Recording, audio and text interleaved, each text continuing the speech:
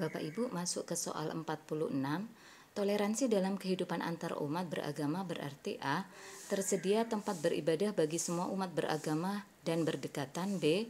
Persebaran agama dapat dilakukan kepada siapapun dan di mana saja. C. Menghargai setiap aktivitas interumat dan antar umat beragama serta pemerintah. D.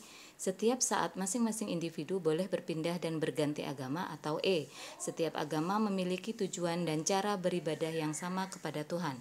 Jawaban yang benar adalah C. Pembahasannya sebagai berikut. Sikap menghormati atau menghargai setiap aktivitas interumat dan antarumat beragama serta pemerintah tanpa adanya paksaan merupakan salah satu contoh dan toleransi dalam kehidupan antarumat beragama. Jadi toleransi dalam kehidupan antarumat beragama berarti menghargai setiap aktivitas interumat dan antarumat beragama serta pemerintah. Soal 47. Konsepsi Pancasila tentang hubungan antar manusia dan masyarakatnya adalah terciptanya keselarasan, keserasian, dan keseimbangan yang berarti A. Meletakkan kepentingan umum di atas kepentingan pribadi dan golongan. B. Melepaskan diri demi kepentingan umum dan meletakkan kepentingan pribadi sebagai yang pertama. C. Mengutamakan kepentingan umum dan mendahulukan kepentingan pribadi dan golongan. D. Memperlakukan kepentingan pribadi dan golongan secara seimbang dengan kepentingan umum. Atau E. Melepaskan kepentingan umum dan mengutamakan kepentingan pribadi dan golongan. Jawaban yang benar adalah A. Pembahasannya sebagai berikut. Terciptanya keselarasan, keserasian, dan keseimbangan yang berarti merupakan salah satu contoh konsepsi Pancasila yang berhubungan dengan aspek hubungan antar manusia dan masyarakat. Jadi, konsepsi Pancasila tentang hubungan antar manusia dan masyarakat adalah terciptanya keselarasan, keserasian, dan keseimbangan yang berarti meletakkan kepentingan umum di atas kepentingan pribadi dan golongan. Nomor 48. Berkenaan dengan Pancasila sebagai falsafah bangsa Indonesia, terdapat beberapa teori di negara lain yang dapat menjelaskan perbedaan yang mencolok terhadap ideologi suatu negara. Falsafah negara-negara Eropa Barat dan Amerika cenderung menganut paham individualisme yang dikemukakan oleh A. James Hook, B. Thomas Hobbes, C. Marx, D. Spinoza, dan E. Jawaban salah. Jawaban yang benar adalah B.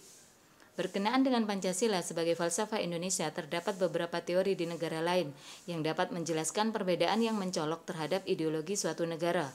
Falsafah negara-negara Eropa Barat dan Amerika cenderung menganut paham individualistik yang dikemukakan oleh Thomas Hobbes. Pertanyaan 49. Bangsa Indonesia memiliki norma-norma yang menjadi pedoman dalam masyarakat. Berikut beberapa norma tersebut kecuali A. Norma hukum, B. Norma sosial atau norma susila, C. Norma agama, D. Norma adat istiadat, E. Norma proaktif. Jawaban yang benar adalah E. Bangsa Indonesia memiliki norma-norma yang menjadi pedoman dalam masyarakat. Berikut beberapa norma tersebut. 1. Norma hukum, 2. Norma susila, 3. Norma agama, 4. Norma adat istiadat.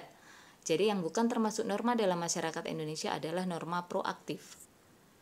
Pernyataan bahwa Pancasila merupakan sumber dari segala sumber hukum negara tertuang pada undang-undang yaitu A. UU nomor 5 tahun 2004 pasal 2, B. UU nomor 10 tahun 2004 pasal 2, C. UU nomor 2 tahun 2004 pasal 5, D. UU nomor 3 tahun 2004 pasal 5, atau E. UU nomor 10 tahun 2008 pasal 2. Jawaban yang benar adalah B. Pasal 2 Undang-Undang Dasar Pasal 2 Undang-Undang Nomor 10 Tahun 2004 menyatakan bahwa Pancasila merupakan sumber dari segala sumber hukum negara. Hal ini sesuai dengan kedudukan sebagai dasar negara atau filosofis, sebagaimana tertuang dalam pembukaan Undang-Undang Dasar 1945. Jadi pernyataan bahwa Pancasila merupakan sumber dari segala sumber hukum tertuang pada Undang-Undang Nomor 10 Tahun 2004 Pasal 2.